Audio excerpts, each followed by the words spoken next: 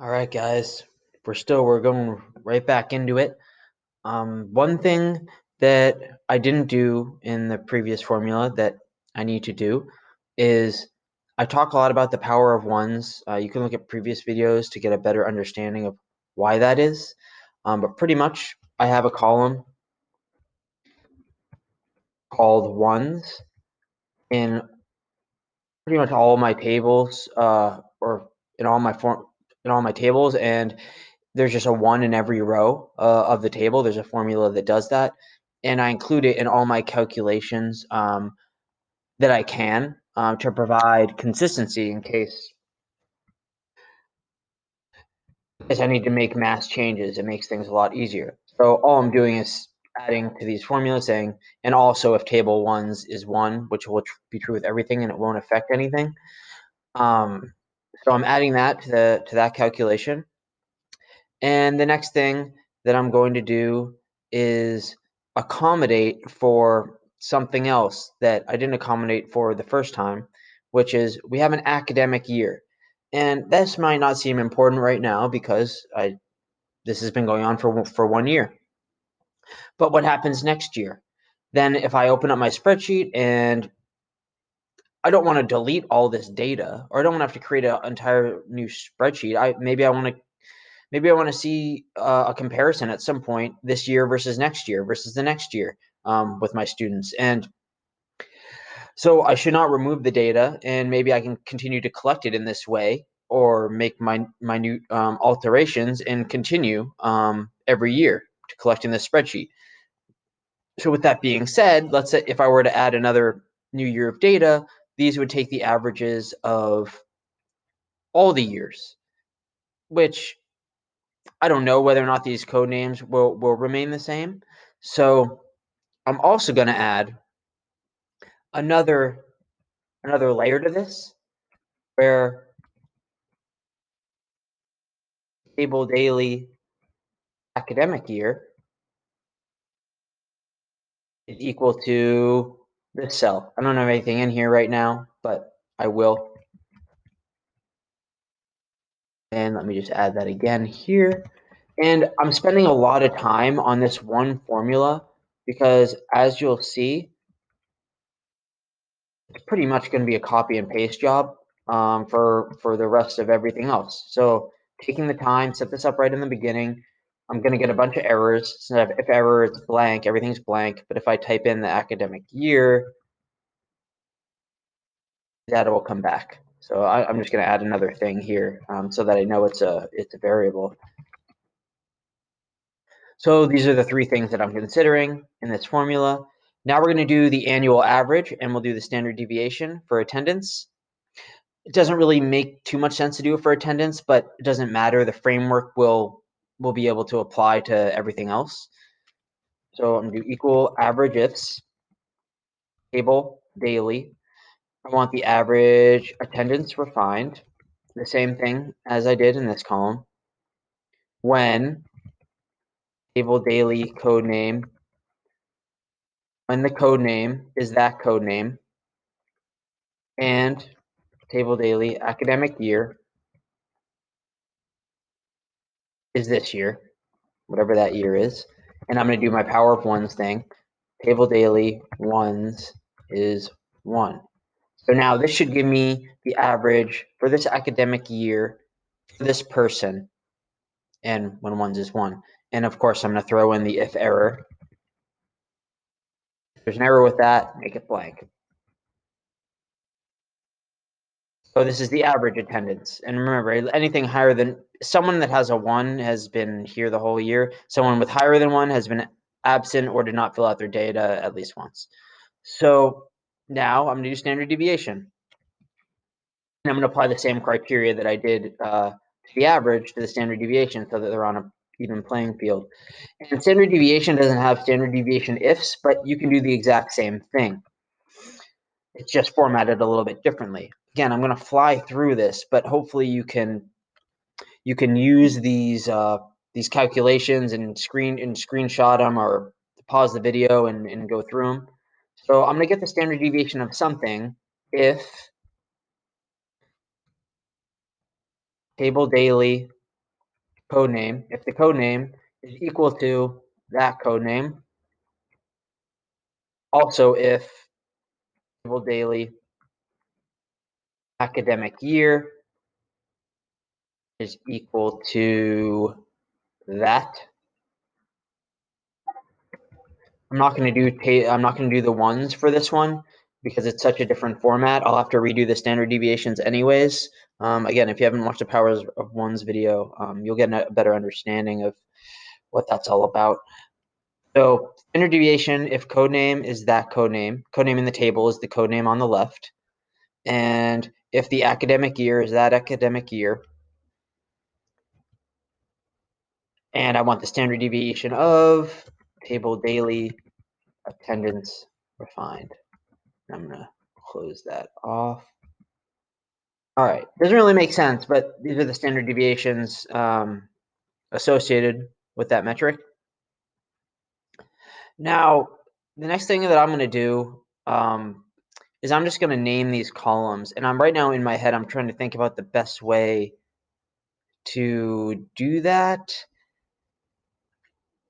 I'm thinking that the quickest way to probably do it is we go attendance. Here, let me actually do this in a new sheet. Attendance, injury, status. What else do I have in here? I got stress, sleep quality, energy, energy. It's just much quicker to do it this way, I think, than the other way that you could do, which is type in every column. Readiness score, RP, duration. Readiness score, RP, duration. And then the next should be SRPE.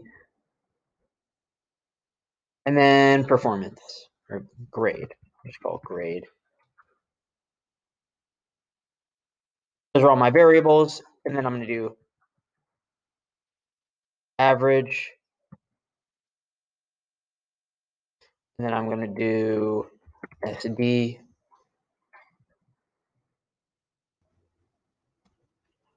Let me just copy those. Let me transpose them. Let me do, so now I'm just going to do another kind of formula here where equals concatenate, which is putting things together. This, whatever that is, the space with whatever that is, which should be average. Maybe I make it AVG. I'm just going to drag that down.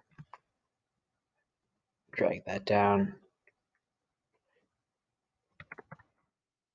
Copy, paste the values in. Copy, let me just transpose that. And now let me do equals concatenate this space with that, which is probably a bad idea. Do it C1, this in here, down, this down, copy, paste the values. I didn't think much about this, but I just didn't want to type in every box. At least this is more fun.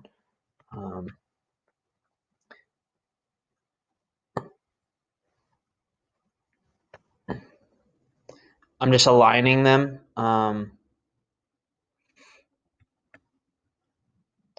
It's more fun than going column to column and typing in what it is in every box. I have to just type in sleep quality and energy and readiness score 3 times each. Plus, and it also helps. One thing I like about concatenate too, and this strategy is it helps minimize human error. And I like formulas or column headers to be very consistent.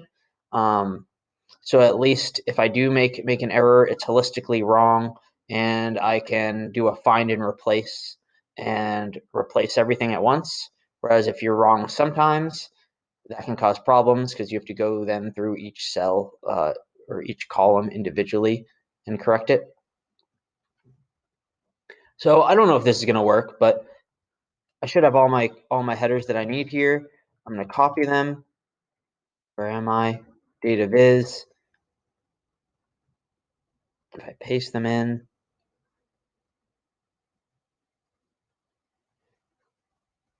oh man, I screwed up. Exercise, yes or no? That's right. That's right. I can. That's right. That's not too much typing. I can deal with that. So I'll paste those in. Let me just grab all these over here. That's fine. Exercise, AVG, exercise, SD. Okay, I have all my columns. They're a little bit offset right now, but that's okay. I mean, with these headers above, that's fine. Now, let's apply this to everything. I'm just gonna play around again. It's good to do this, make this almost perfect before you start copying and pasting it around, so that you don't have to adjust the formatting in a million different places. For now, I'm just gonna keep it like this. Now what I can do is, the name of this column is injury status. This one is attendance. But what I can do, I paste all of this, and it's all, these formulae are going to remain exactly the same as they are, except instead of looking at attendance refined, we're going to look at whatever the injury status column is in our data table. So this is called injury refined. So when I go back here, what I can quickly do is go to find and select, replace attendance refined with injury refined. And now this data, it'll give you errors, or little green flags, but that's not true. So now I have this for injuries, and you'll see when I post this eventually for stress, I'm just going to keep on using attendance. I'll do two at a time, maybe. So exercise. That is, where is that? Exercise 24HR. To these three exercise columns. It's interesting. I don't know why the formatting changed, but attendance refined, exercise 24HR, perfect. Select these, attendance refined, stress. I'm just replacing. See what happens in there? Now it all changes to the stress variables instead of the attendance refined variables. And now we have the standard deviation. We have the exact criteria that we want applied to the metrics that we want. Before I move on, I'm just going to do this so that we can see I'm going to increase the row height.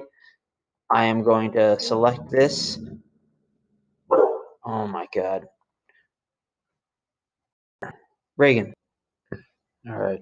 Yeah, sorry about that. It's Reagan again. I leave the windows open, or the shades open, for her to look at things outside, because I'm a nice guy, and when she sees people that give her a bad taste in her mouth, or dogs, she'll bark at them or growl at them. Okay, so what was I doing? I increased the row height, rotating the text, wrapping it around, and just formatting a little bit so that I can see all the column headers.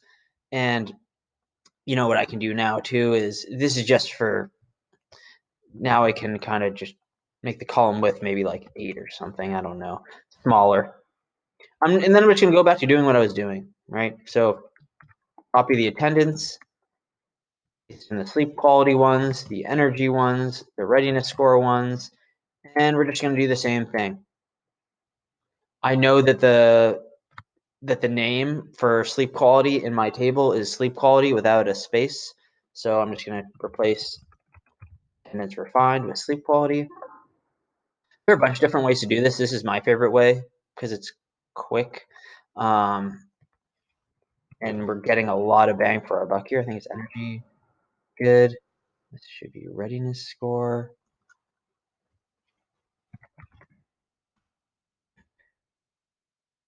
You may be asking, Adam, why aren't you just copying and pasting the readiness score or the sleep quality or whatever to the next one over? The reason is because if I keep on doing the attendance refined one, it's guaranteed consistency. Not that it would change, but also then I don't have to change the top part of the find and replace. I don't know if that makes so. When I open this back up, for example, select those cells, change this RPE, find, replace, attendance refined is already there. I don't have to keep on moving up readiness score or the next one over. This RPE. So that's not good. What did I call RPE in my latest RPE? Latest RPE, latest duration. Those are the two that I need. And then latest RPE, latest duration, SRPE. It's important. You need to use the names that the columns are in your data table for this to work, because that's what these formulas are looking at. They're looking at your data tables, not this table that you just created. That's what's going inside this table, but latest RPE,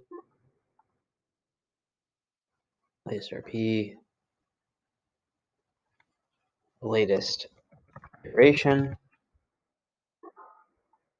That's a much bigger number. SRP will be even bigger. All right. SRP. I don't remember what this one is. It's just grades. Grades.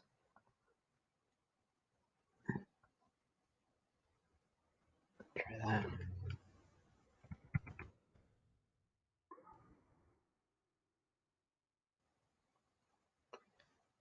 Okay, I don't like the green arrows, so I just double click, paste it down, and then I drag these up to get rid of them. There are a couple of different ways to do that. And that's all of the columns that I need. And you're like, Adam, this table is freaking huge. Who's going to look at this thing? And I tell you, yeah, you're right. It's freaking huge. No one's going to look at this thing. So what I'm going to do is I'm going to use a cool feature that Excel has, which is grouping. And I'm not actually displaying the averages or the standard deviations in the table. They're not part of my dashboard display.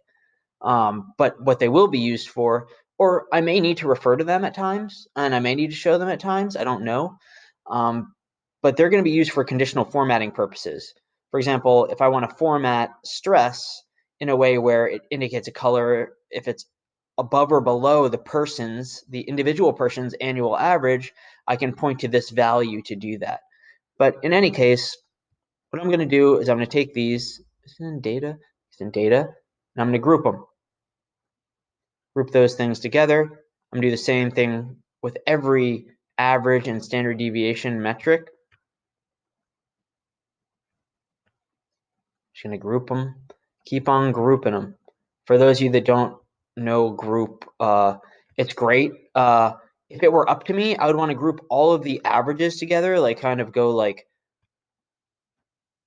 this and just have two groups, one of the averages and one of the durations. But as you'll see, Excel does not let you create groups with columns that are non-adjacent to one another. So it's a little bit of a pain, but it is what it is. So delete that. All I'm doing is I'm selecting the columns that I want to group together, which are the average and standard deviation columns, and I'm clicking group, group, group, and group, and delete that. Now all these things are grouped together. One way to hide, now I can hide them by clicking this button. So you'll notice attendance average, attendance standard deviation, those are now hidden. I could go one by one and hide all these, but a much quicker way is this 1 and 2 will hide and collapse or expand and collapse all groups. So if I click number 1, now I have a new table. That looks a lot more digestible, right? And if I click on number 2, it opens it up. Okay, so now we have a table that has all these things work with the date picker and the past X number of days that we set up. For example, if I remove the past X number of days, we should see all of these numbers change to reflect the values on that specific date. And that did not work. And the reason why, which we need to set up still, is because this date I'm imagining is not in our data set. Let me just check that really quickly. Let me go down to 2-5, 2-4, 2-6. Okay, so if I change this date to 2-4-2020, okay, so that's more like what I was expecting. This person's attendance was 3, which means that they're not here. That's probably the reason why they don't have any data. And there actually was a grade on that day, but I randomized that. But yeah, so that's so everything should work, and over the past 7 days, maybe things will change a little bit. So we already have kind of a dynamic dashboard going about here, and we can display this information on its own. But what I'm going to get to next is I'm going to get to the conditional formatting, where we're going to use these values to color code everything in a way that we think is appropriate. And then after that, I'll go back to my planning, look at some of the other things that we need, and go through that. And that's it for this video. See you in the next one.